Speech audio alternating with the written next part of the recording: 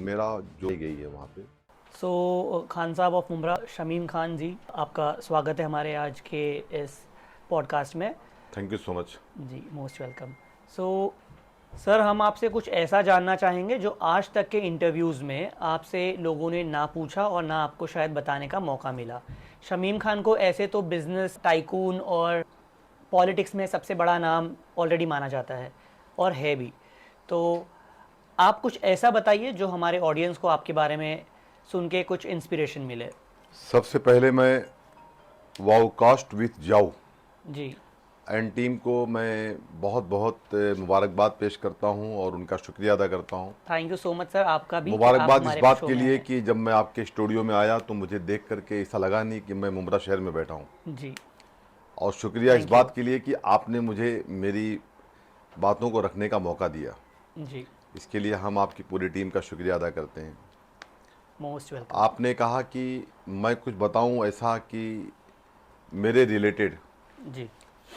तो मेरे रिलेटेड आपको जानना क्या है, आप पूछे तो मैं बताऊंगा हर बात आपसे। जी। पॉलिटिक्स में कैसे आना हुआ, या हमेशा से आना था आपको?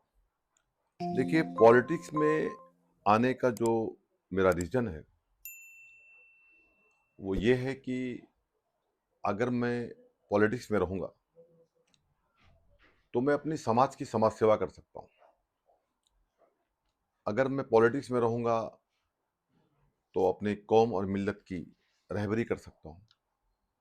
अगर मैं पॉलिटिक्स में रहूंगा तो अपने शहर के सामाजिक कामों में हिस्सा ले सकता हूं। मैं जिस उत्तर प्रदेश से चल करके मुंबई महाराष्ट्र में आया हूं वहां के लोगों की मैं खिदमत कर सकता हूं। मैं इस सोच के साथ पॉलिटिक्स ज्वाइन किया और मेरा जो करियर है पॉलिटिक्स का वो समथिंग 27 साल हो गया। ओके। मैं सबसे पहले समाजवादी पार्टी में प्रवेश किया। मैं समाजवादी पार्टी का बना मेंबर। उसके बाद समाजवादी पार्टी के यहाँ के प्रेसिडेंट मिस्टर आदिल खान आजमी साहब, जिनकी सदारत में मैंने पार्टी में प्रवेश लिया था, आहिस्ता आहिस्ता उन्होंने मुझे पार्टी के अंदर वाइस प्रेसिडेंट बनाया। फिर मैं मेरे साथियों के साथ मेहनत किया और मुझे अबू आसिम आजमी साहब ने मुमरा कलवा का सदर बना दिया।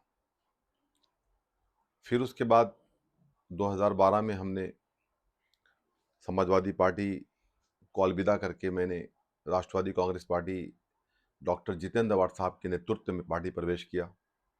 उन्होंने भी मुझे वही सेम पोजीशन दिया और मैं अपने कौम और मिल्लत की काम हमेशा जब भी कोई ज़रूरत लगती है तो मैं ये सोचता हूँ कि मेरे हर काम में से सबसे पहला काम अगर मेरे लिए कोई इम्पोर्टेंट है तो इम्पोर्टेंट है अपने शहर की खिदमत। मुमरा के डेवलपमेंट पे क्या कहेंगे आप? मुमरा, वही मैं आपसे कह रहा था कि हर इंसान खुद का पेट भर लेता है। मतलब रोड पे सोने वाला भी बेचारा अपना पेट भर लेता है, महल में सोने वाला भी अपना पेट भर लेता है, लेकिन उस जरूरतमंद को, जिसको जिसका पेट ना भरा हो, जिसको कोई तकलीफ हो, हॉस्पिटल की तकलीफ हो, किसी बीमारी से परेशान हो, किसी भी तरीके से आदमी किसी प्रॉब्लम में हो, उसकी मदद कर देना, मैं समझता हूं इससे बड़ा दूसरा कोई कर्म नहीं हो सकता। तो आज के शमीम खान के पास जो कुछ भी है, ये वो उस शमीम खान के पास ऐसा कुछ नहीं था। देखिए, एक ज़ीरो शमीम खान आए थे मुंबई, और आज हमारे शहर के सबसे बड़े बिजनेसमैन। नहीं, मैं ऐसा नहीं मानता हूं। मैं, सच तो ये है कि मैं जिस जमीन से आया था और जिस जमीन पे मैं 1987 में खड़ा था, मैं आज भी अपने आप को उसी जमीन पे खड़ा हुआ देखता हूं और ताउम्र तक देखना चाहता हूं। गरीबी इंसान के साथ आती है, इंसान पैसे वाला भी बनता है, लेकिन इंसान अगर गरीबी को भूल जाए, अपने गुजरे हुए वक्त को भूल जाए, तो मैं ये समझता हूँ कि वो इंसान नहीं है। सही। इसलिए मैंने कहा कि जो शमीम खान कल था, वही शमीम खान आज भी है और आखिरी सांस तक मेरे में वही शमीम खान बन करके जब मैं मुंबई 1987 में आया था, जिस सोच के साथ में आया था कि मैं अपने गाँव घर के लोगों की खिदमत करूँ, अपने परिवार की खिदमत करूँ, वही सोच के साथ मैं अपना खात्मा चाहता हूँ। 91 में आप मुमरा है। जी। ओके। फिर मैं आहिस्ता-आहिस्ता फिर कंस्ट्रक्शन में आया। मेरे एक बहुत ही करीबी भाई मैं कहूँगा, मरहूम शेख मोहम्मद मुस्लिम साहब अच्छन भाई जिनको लोग कहते थे। ओके। अभी वो मरहूम यानी उनका इंतकाल हो गया। उन्होंने एक बड़ा भाई का हक अदा किया और मुझे कंस्ट्रक्शन में लाए, वो और पप्पू एहतशाम खान साहब। कौन सा कौन सा सन था ये, कौन सा ईयर था ये? ये मेरे ख्याल से 1996-97 की बात है। ओके। तब मैं फिर कंस्ट्रक्शन में आहिस्ता-आहिस्ता आ चुका था, 2 यानी 98। तो पप्पू एहतशाम भाई, अच्छन भाई, अल्ताफ शेख साहब मुमरा में रहते हैं। हम्म। ये लोगों ने मेरे मेरे लिए बहुत सपोर्ट किया और मुझे कंस्ट्रक्शन में लाए और मैं आहिस्ता-आहिस्ता फिर कंस्ट्रक्शन में आया, हम्म। जिसमें अच्छन भाई का, पप्पू भाई का बहुत बड़ा सपोर्ट रहा। मैं उनका ये एहसान कभी कभी चुका नहीं सकता। रोल मॉडल या फिर इंस्पिरेशन? सबसे पहले मेरे वालिद साहब को मानता हूँ। अच्छा, उनके बाद? मेरे वालिद साहब ने बहुत मेहनत किया। आज जो शमीम खान को एक नाम मिला, मैं ये मानता हूँ मेरी मेहनत है। बिल्कुल। लेकिन मेरी मेहनत के साथ परवरिश और मेरा मेरा आइडियल हर तरीके से अगर कोई है, तो वो मेरे वालिद साहब थे और वही है मेरी ज़िंदगी के लिए ऐसा। उनके उसके अलावा बाद पॉलिटिकल की अगर आप बात करेंगे, अगर आप पॉलिटिकल, बिजनेस? नहीं, बिज़नेस में बता दिया मैंने आपसे अच्छा, कि बिजनेस में मेरे आपके वालिद मेरे साहब? मेरे मेरे बिज़नेस के अंदर मेरे मरहूम भाई जो शेख मोहम्मद मुस्लिम अच्छन भाई थे, अच्छा। पप्पू एहतशाम खान और ये दोनों मेरे आइडियल हैं मेरे बिज़नेस के अंदर ऐसे। और उसके बाद अगर मैं राजनीति की बात करूँगा, तो राजनीति में मुझे लाने वाले अबू आसिम आज़मी साहब, जी। मुझे एबीसीडी सिखाने वाले अबू आसिम आज़मी साहब और उसके बाद मेरे को और आगे तक मैं अपने लोगों की और खिदमत कर सकूँ, उनके साथ मिल मैं और लोगों के साथ में मिलकर के मैं शहर की तरक्की डेवलपमेंट को लेकर के अगर मैं किसी को मानता हूँ और मेरे को आगे बढ़ाने वाला अगर कोई दूसरा चेहरा है, तो उसका नाम doctor Jitendra award. Doctor Jitendra award मेरा आइडियल है आज के डेट में। और सैयद अशरफ भाई साहब, हम्म। ये लोगों ने मुझे राजनीति सिखाया। शहर की सबसे बड़ी समस्या टोरेंट, हम्म। इस पे आप क्या कहना चाहेंगे? मैं टोरेंट के खिलाफ कल भी था, आज भी हूँ और आने वाले कल भी रहूँगा। हम्म।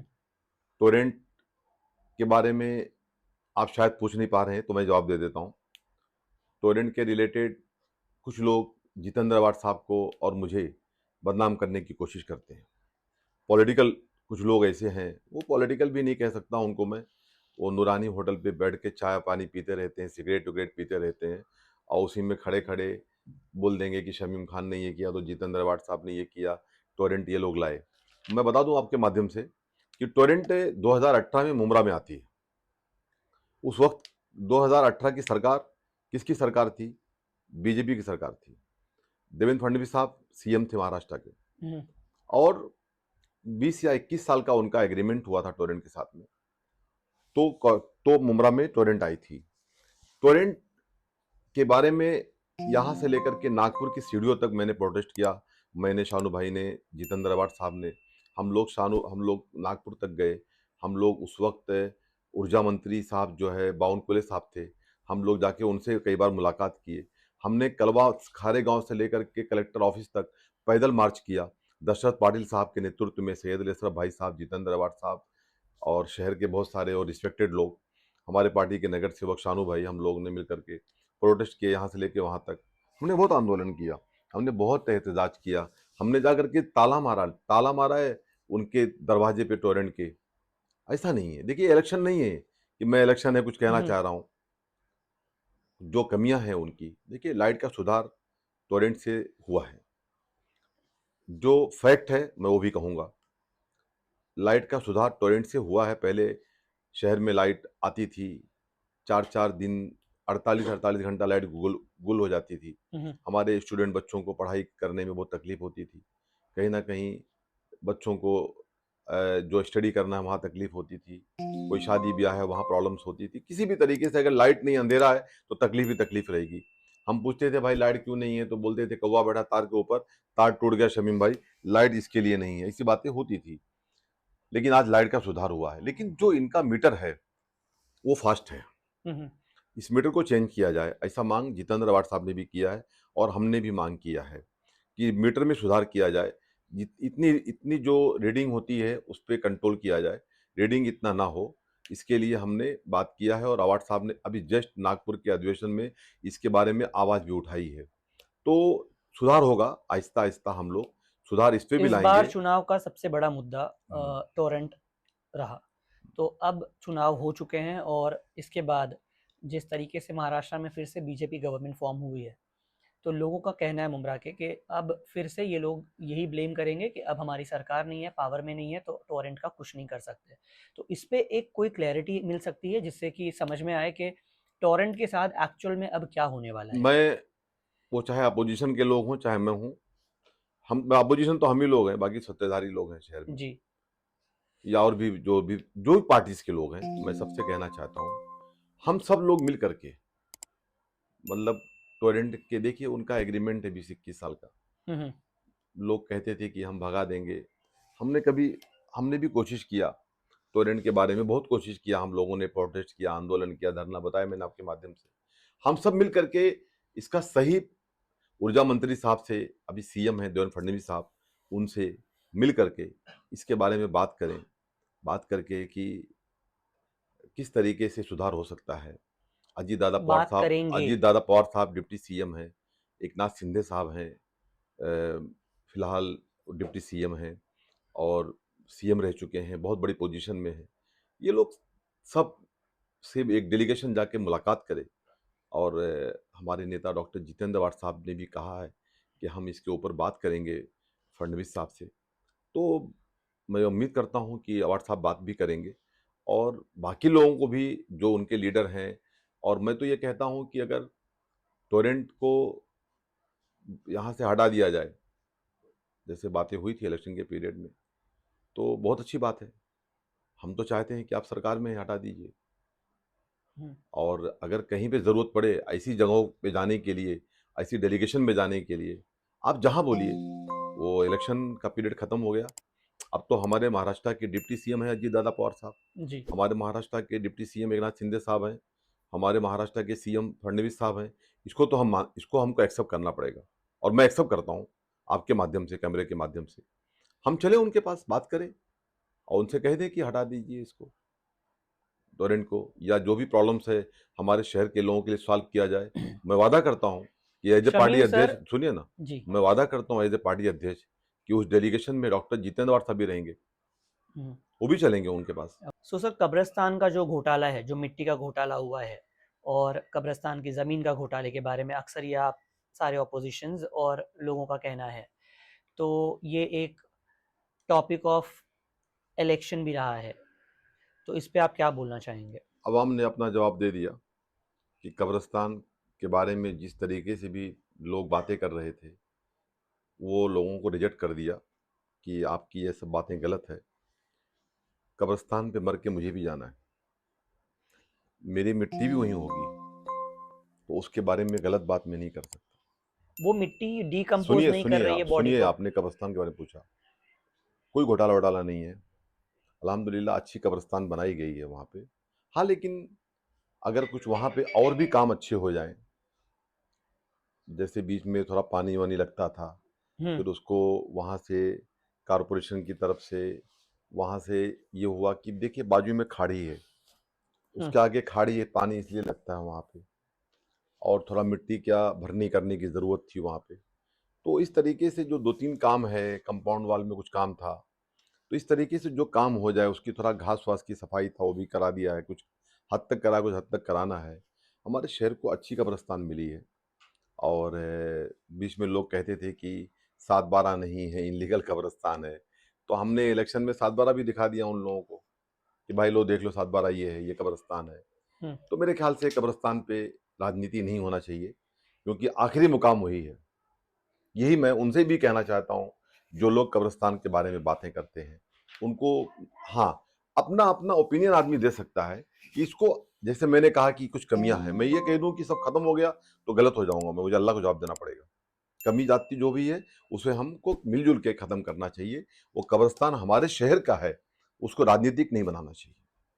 इस बार उलमाओं का बहुत ज़्यादा इन्वॉल्वमेंट रहा इलेक्शन में, एंड अब लाइट बिल्स अब बढ़ के आ रहा है, तो लोगों का कहना है कि अब ये लाइट बिल्स को उलमा के पास भेजेंगे, तो इस पे आप क्या बोलेंगे?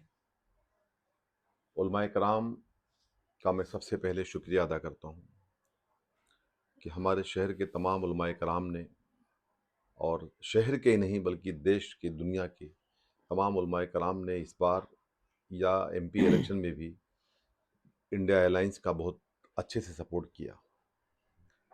और जब भी कभी हमारे कौम और मिल्लत की बात आती है, आवाज़ उठाने के लिए मुमरा पुलिस स्टेशन से लेकर के और जहाँ भी ज़रूरत पड़ती है, वहाँ पे हमारे उलमाए कराम बहुत बेबाकी से आकर के अपनी बातों को रखते हैं। ये बातें कहना कि उलमाए कराम के साथ टॉयलेट की बिल को जोड़ना, ये सब चीज़ें सही नहीं हैं। उलमा की इज़्ज़त हमारा अखलाकी फ़रीज़ा है और हमें उनका एहतराम, उनकी इज़्ज़त करना चाहिए। रही बात ये कि अगर उलमाए कराम से उस कहीं पे कोई प्रॉब्लम्स, यानी किसी को कोई दिक्कत हो, परेशानी हो, आप उनसे बात करते हो, वो हम लोगों से जैसे सामाजिक लोगों से कह दें कि ये काम शमीम करा करके आप दो, तो उसमें कोई गलत बात नहीं है। लेकिन मज़ाकियन कोई बात कहना या उनके ऊपर कमेंट करना, इसको मैं यही कहता हूँ कि ये तरीका सही नहीं है। मैं इसकी निंदा करता हूँ। नशे के लिए क्या कहेंगे आप? नशे के लिए मैं मुंब्रा यही में कहना जिस चाहता तरीके से हूँ ड्रग्स हो रहे हैं। नशे के लिए मैं यही कहना चाहता हूँ कि हमारे पुलिस डिपार्टमेंट को आपके माध्यम से ये मैं संदेश देना चाहता हूँ कि थोड़ा पुलिस को टाइट होना पड़ेगा। ओके। जिस तरीके से हमारे शहर में नशा बढ़ रहा है, कम नहीं हो रहा है, मैं ये देख रहा हूँ कुछ इलाकों के अंदर, पूरे शहर में नहीं। तो उसके लिए हमारे हजरत मौलाना मोइन मियां अशरफ साहब की क़यादत में सीपी साहब थे और हमारे जितेंद्र अवार्ड साहब थे, भाई साहब थे, शानू भाई थे, हम लोग थे। हम लोगों ने एक बहुत बड़े पैमाने पर ड्रग्स फ्री मुमरा करके एक बहुत बड़ा मार्च निकाला था। अभी मेरी बात कुछ दिनों पहले हजरत साहब से हुई थी, मोइन मियां साहब से। हुँ। हजरत साहब ने कहा था कि बाबू मैं वक्त निकाल के आपको टाइमिंग देता हूँ, तो हजरत साहब से हम लोग मुलाकात करेंगे और एक हम लोग हजरत साहब की क़यादत में, इसमें कोई पार्टी वार्टी का ऐसा नहीं कि हम लोग पार्टी का नाम देंगे, पार्टी के सिंबल पे तमाम लोग आ सकते हैं उसके अंदर। हुँ। हजरत साहब की क़यादत में डॉक्टर जितेंद्र अवार्ड साहब यहाँ के आमदार हैं और बाकी जो भी लोग हैं, शहर के सामाजिक लोग हैं, बड़े लोग हैं, सब आ जाएँ उसके अंदर। एक हम लोग और मार्च निकालते हैं। भाई साहब तो रहेंगे ही, सैयद हमारे बड़े भाई। क्या मार्च तो निकालने मार्च से निकाल इसका के सॉल्यूशन हो देखिए कैसा जाएगा? मालूम है, कम हुआ था। जब हज़रत साहब की क़यादत में ये मार्च निकाला गया था, तो उस वक़्त ड्रग्स फ्री मुमरा का जो मार्च किया गया था, उसके बाद सुधार हुआ था। पुलिस टाइट हुई थी। सीपी हुँ। साहब खुद बहुत टाइट थे और जो सप्लायर लोग हैं, उनका कम हुआ था धंधा। वो लोगों ओके। का कमी आई थी उसके अंदर, सुधार हुआ था। टैक्स, डंपिंग ग्राउंड और पानी जैसे समस्या जो हमारे शहर में फेस हो रही हैं, इसके लिए आप क्या बोलना आज ही चाहेंगे? हमारी मीटिंग थी आयुक्त साहब से, जो थाने के आयुक्त साहब हैं। हमारे नेता डॉक्टर जितेंद्र अवार्ड साहब, शानू पठान, मर्जिया पठान, हम लोग, हमारा डेलीगेशन, हम लोग आज गए थे वहाँ पे, मुलाकात हुई हमारी। डंपिंग ग्राउंड की बात भी हो गई है। हुँ, हुँ। बहुत जल्द हमारे शहर को डंपिंग ग्राउंड भी मिलेगा। पानी की समस्याओं को लेके हमने उनसे कहा कि सर बहुत सारे गली, बहुत सारे बिल्डिंगों में, बहुत सारे चालियों में पानी की समस्याएँ हैं। सर वहाँ के लिए आप सुधार कराइए। उन्होंने वो कहा, वो भी आश्वासन हमको दिया है। टैक्स को लेकर के जो जाके जैसे एक बिल्डिंग में आप रहते हो, हुँ, हुँ। 72 फ्लैट है उसके अंदर, 22 लोगों ने टैक्स पे कर दिया, 22 लोगों ने अपना पेमेंट कर दिया, तो 50 लोग क्यों उसके अंदर उसका नुकसान उठाएँगे? तो सही। उसको डिवाइड किया जाए, टैक्स को अलग-अलग लगाया जाए, अलग-अलग जो भी ओनर्स है उसके नाम पे हुँ। लगाया जाए। ऐसा हमने आज आयुक्त साहब से माँग किया है, बहुत सारी माँग हुई है, डेलीगेशन ने किया उनसे। हम उम्मीद करते हैं कि बेहतरीन आयुक्त हैं, उन्होंने पूरी बातों को सुना है और हमारे नेता डॉक्टर जितेंद्र अवार्ड साहब को और हम लोगों को आश्वासन दिया है कि बहुत जल्द इस काम को हम पूरा करेंगे, तो ये काम भी जल्द पूरा होगा इंशाअल्लाह ताला। ओके। जी।